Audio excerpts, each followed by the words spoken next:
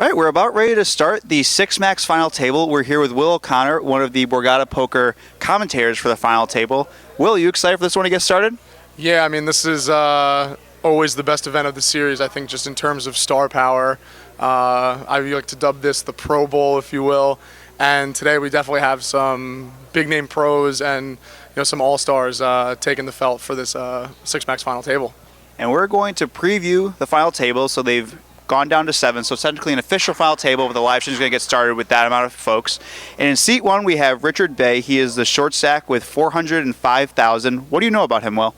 Yeah, I mean, short stack in this kind of tournament doesn't really mean that you're in the danger zone. The chip average is going to be around 40 big blinds to start, so we are going to have someone who is going to come under that threshold, but an experienced player from Chicago, has a lot of deep runs, mainly in the Midwest and Las Vegas, but he's come east and perhaps in preparation for the WPT has made a final table here in his first real big Borgata score, so it should be fun to watch him work a quote-unquote short stack.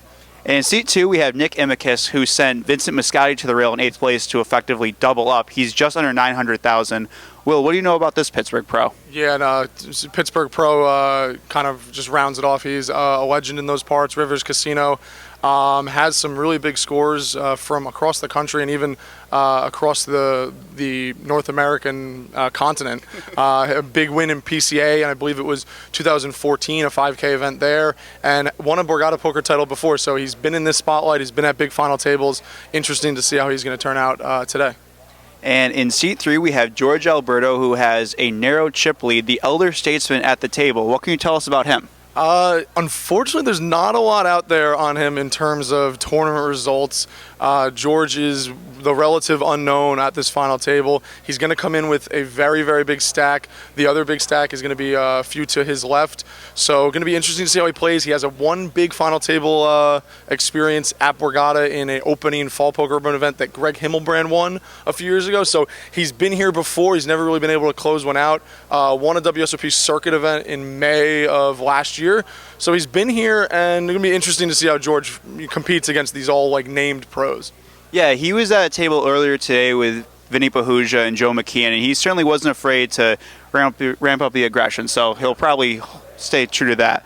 And in seat 4, we have BorgataPoker.com's own Vinnie Pahuja, comes in with 750,000, right in the middle of the pack.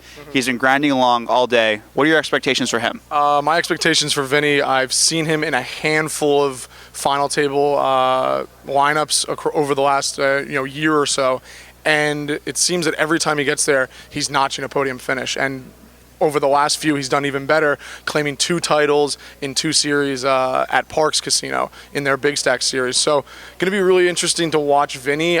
He's easily the most experienced player. He's been doing this for years, has over 7 figures in career earnings. So I expect to see a lot from Vinnie, and I know that this means a lot to him at his home casino as a BorgataPoker.com pro. Yeah, and in seat 5, we have Dan Sunig, New Jersey online zone. He comes in second in chips, only 25,000 behind Alberto.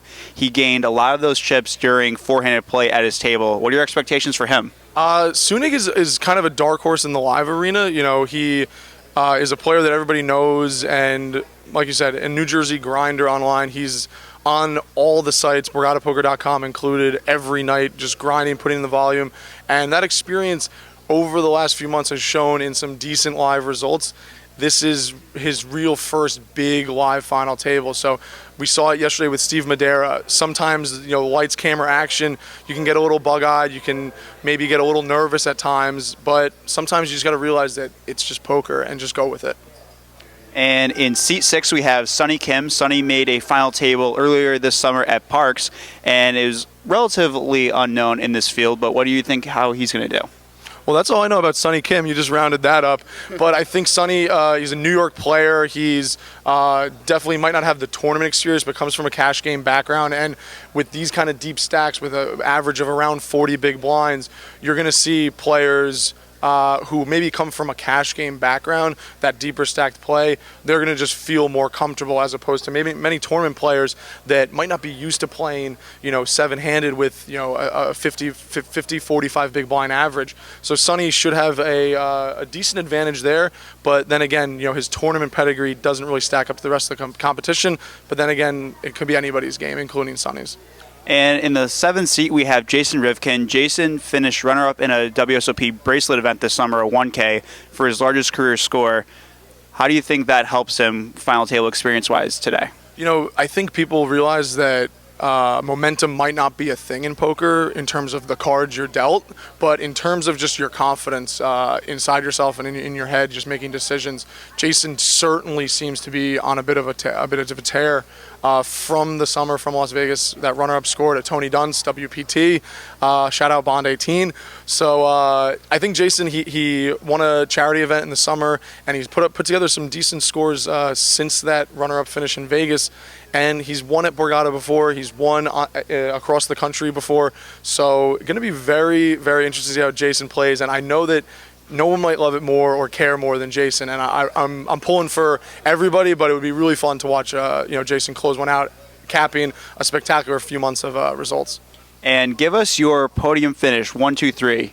Who do you think is going to take this down? Wow, putting me on the spot. I think just in honor of the Heads Up event today, I have to go with Vinnie Pahuja making the podium. I'm not going to go 1, 2, 3. I'm just going to give you 3 names. Vinnie Pahuja will finish on the podium. I believe Daniel Sunig sneaks in there as well. And I'm going to go with George Alberto, big stack. I think he's going to flex some muscles, and he's going to turn into a name that we are not soon to forget here at Borgata after this event. Wow, really going out on a limb, picking the 2 big stacks of podium. Well, we look forward to hearing your commentary in the booth today with Kane Callis and Alex Rocha. Will, thank you so much for your time. Yeah, check us out on Twitch at Borgata AC for a half-hour delay whenever we go live. Thanks, guys.